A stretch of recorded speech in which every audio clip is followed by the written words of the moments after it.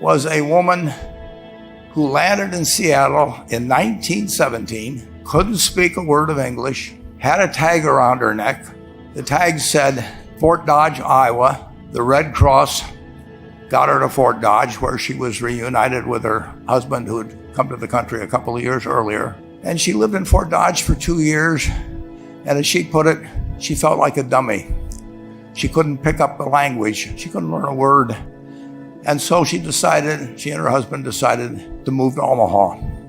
So they came to Omaha in 1919, and there she found a small colony of Russian Jews, so she started feeling more at home.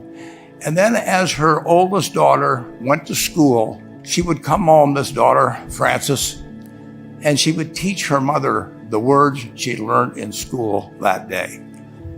And this woman, Rose Blumkin, spent 20 years saving money, bringing first her siblings over, her mother and father, $50 at a time. She sold used clothing to do it. She had 4 children during this period. And by 1937, after 20 years, she'd saved $2,500.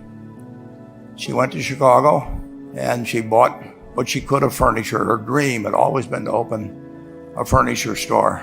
And this woman who had never gone to school one day in her life, with $2,500, but with the same spirit that the people in this room had about having a dream and working to accomplish that dream, she built a business which she sold to me in 1983 for $60 million approximately, and which did $1.5 billion worth of business last year.